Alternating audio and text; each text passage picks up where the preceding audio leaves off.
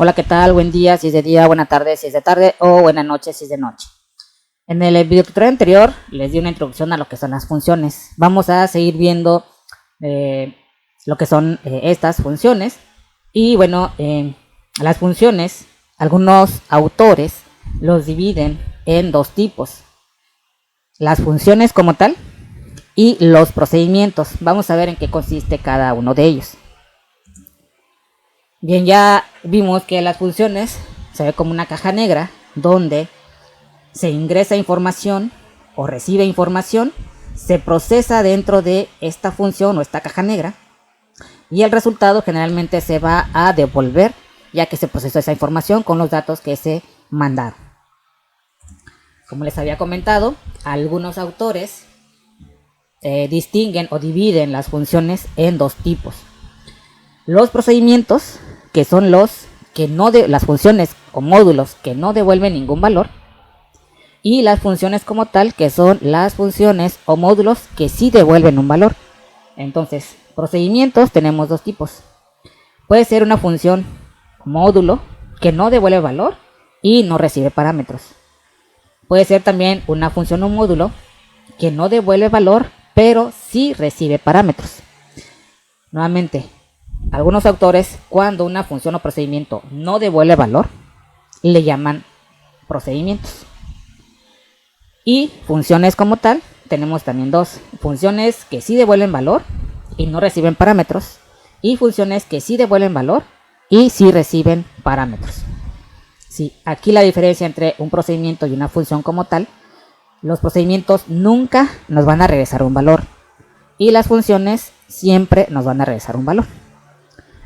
Hay varios tipos, como ya vieron aquí, 4. Vamos a enfocarnos en algunos principalmente. Bien, definición de una función. Ya vimos en el tutorial anterior la sintaxis de las funciones. Veíamos el modificador de acceso, el tipo de dato devuelto y el nombre de la función, que en el ámbito, les comentaba, de la programación estructurada, debe ser un nombre único.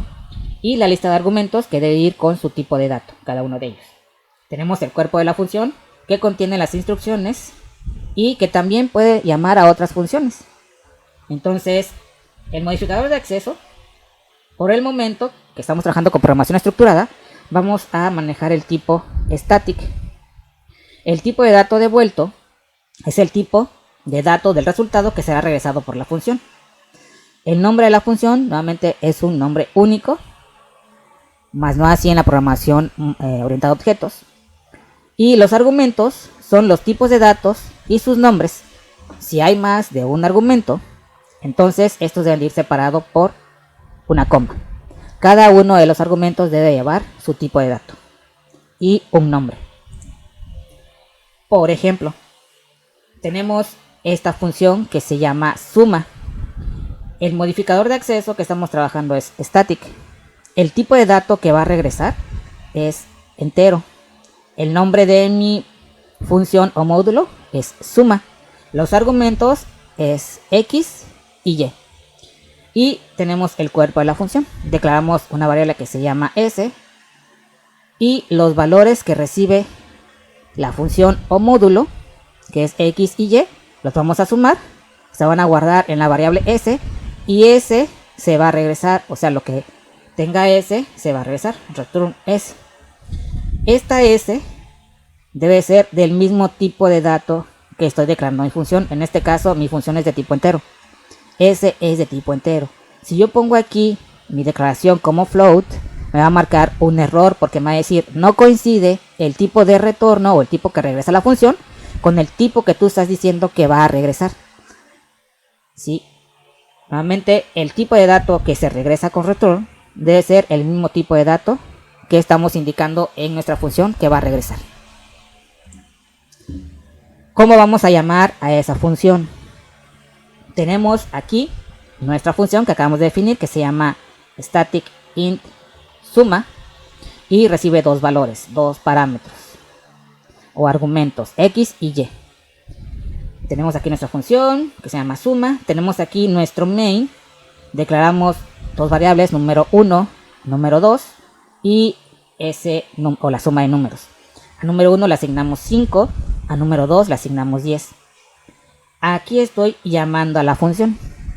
Mi función se llama suma, que es esta de acá. Le voy a pasar dos valores, num1 y num2. ¿Por qué? Porque suma está recibiendo dos valores de tipo entero. Num1 y num2 son de tipo entero. Entonces paso estos valores, llamo a la función. Cuando llega mi compilador a esta parte, ese sum que va a obtener el resultado, lo que hace es lo siguiente: encuentra suma y lo que hace es ir a buscar en el código para ver si existe esa función. Como existe aquí, dice: ah, yo necesito que me pases dos valores de tipo entero. Y luego checa que efectivamente se le están pasando dos valores de tipo entero. Y lo que se hace es, ese valor que tiene num1, en este caso el 5, se va a copiar en X. Y num2, que tiene 10, se va a copiar en Y. Cuando ya en la función X tiene 5 y Y tiene 10, entra la función, se declara una variable S, X que tiene 5 más Y que tiene 10 es 15. Cuando llega a esta instrucción, lo que hace es return S. En este caso S va a tener el valor de 15. Lo que va a hacer es return y regresa a donde fue llamada la función, en este caso aquí. Cuando termina de hacer todo el código de la función, se regresa ese 15 y ese 15 se va a guardar en mi variable snum. De tal forma que cuando sigue esta línea, dice la suma de los números, ¿sí?, es snum. En este caso, snum ya tiene el valor de 15, que fue el valor que se regresó dentro de la función. Sí, y así es como se pasan valores a una función y es como se regresa un valor a una función. En este ejemplo estamos aquí poniendo una variable, pero también esta llamada de la función la pudimos haber puesto aquí en el console line. En lugar de ese sum, poner suma num1 y num2. Ok, vamos ahora a un ejemplo de una función que no regresa un valor. En este caso tengo mi función después del main. Si observan acá, la función está antes del main. Les había comentado en algún momento que las funciones pueden declararse antes o después del main. Ok, en este ejemplo está un main. Tenemos un ciclo for que va a ir de 1 hasta 100. Y tenemos una función que no regresa ningún valor y que no recibe ningún valor. Si vemos a los tipos de funciones, entonces esto sería un procedimiento. Sí, y lo que hace es llamar 100 veces a la función carita feliz. La función carita feliz, tengo aquí static void porque no me va a regresar ningún valor. Carita feliz, que es el nombre de mi función o método. Y como no recibe ningún valor, los paréntesis están en blanco. Algo muy importante: aunque las funciones no reciban parámetros o argumentos, los paréntesis deben de ir. En este ejemplo que estamos trabajando una función que no regresa valor ni recibe valores, o sea un procedimiento, sí, los paréntesis deben de ir. Y bueno, ¿qué es lo que hace la función o método carita feliz? Solamente escribe una carita feliz. Y lo que va a hacer es que en nuestra consola va a aparecer 100 veces la carita feliz. Ok. Bien, la sentencia return ya les he comentado en los ejemplos. En el ejemplo de la suma y bueno, en la descripción de la sintaxis, que el tipo de dato que regrese una función, si es que regresa un valor, debe de coincidir este valor o expresión con el tipo de dato que estoy definiendo mi función. Dice aquí: el tipo de dato de valor o expresión debe corresponder al tipo de dato de la función. Tenemos aquí unas notas. Todas las funciones, excepto las de tipo void, retornan un valor. La sentencia return puede regresar únicamente un solo valor, o en el caso de los tipos de datos estructurados, puede regresar un arreglo.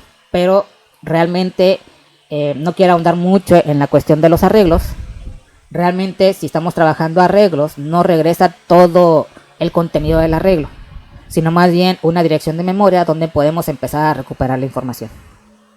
Ok, bien, espero que hasta aquí haya quedado entendido.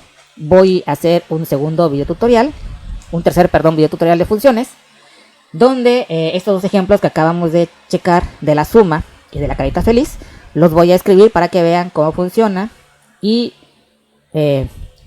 si regresa o no un tipo de valor.